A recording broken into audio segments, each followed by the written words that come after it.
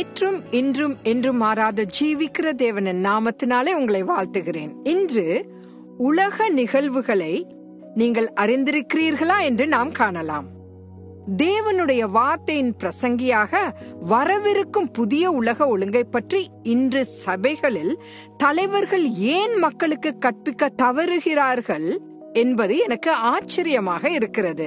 ஜனநாயகம் மற்றும் கம்யூனிசத்தின் முடிவுக்கு வழிவகுத்து ஃபேபியன் சோஷலிசம் என்ற புதிய அரசாங்க அமைப்பை கொண்டு வருகிறது.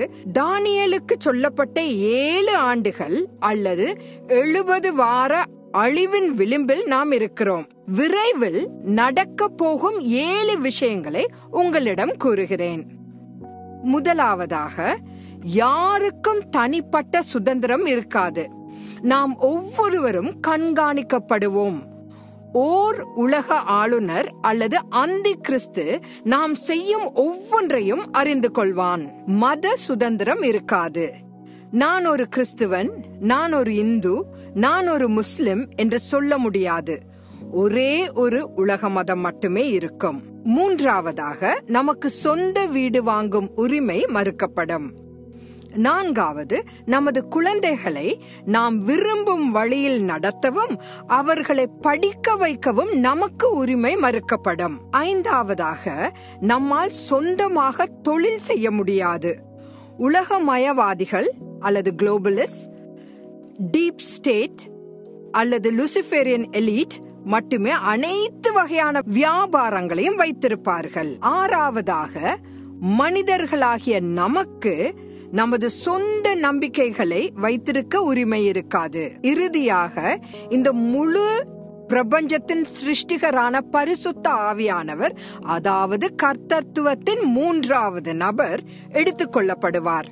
இந்த புதிய உலக ஒழுங்கின் போது சாத்தான் ஓர் உலக அரசாங்கத்தை ஆளும்படி அந்து கிறிஸ்துவுக்கு அனைத்து சக்திகளையும் கொடுப்பான்.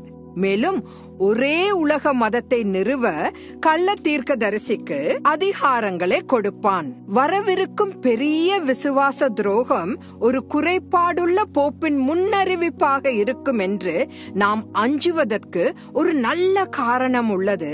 அவர் பெரும் குழப்பத்தை ஏற்படுத்துவார். கத்தோலிக்கர்களை தங்கள் நம்பிக்கையை சந்தேகிக்க வைப்பார்.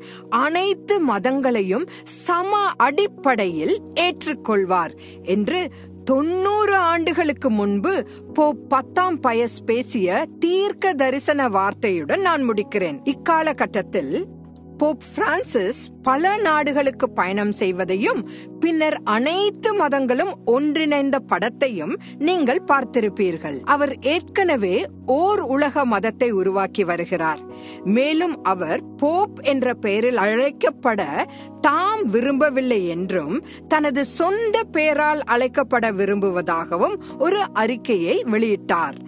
கள்ள தீர்க்கதரிசியின் பாத்திரத்தை ஏற்க அவர் தன்னை தயார் செய்கிறார் அல்லது மற்றொரு நபரை தயார் செய்வார் என்பதை புரிந்து கொள்ளலாம். சாத்தானும் ஓர் உலக ஆளுநரும் கள்ள தீர்க்கதரிசியும் இந்த உலகத்தை கைப்பற்றுவதற்கான காலம் இதுவே. சற்றே சிந்தியுங்கள். இயேசு கிறிஸ்துவின் வருகைக்கு ஆயத்தமாகுங்கள்.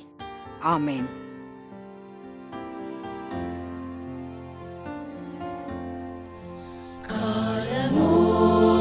செல்லுதே, வாலிபம் மறையுதே, எண்ணமெல்லாம் வீணாகும், கல்வியெல்லாம் மண்ணாகும், மகிமையில் நம் இயேசுவை தரிசிக்கும் நேரத்தில் அந்த நாள் நல்ல நாள், பாக்கிய நாள். வாழ்க்கையை இயேசுவால் நாட்களை பூரிப்பாய், ஓட்டத்தை முடிக்க காத்துக்கொள் விசுவாசத்தை, மகிமையில் நம் இயேசுவை தரிசிக்கும் நேரத்தில்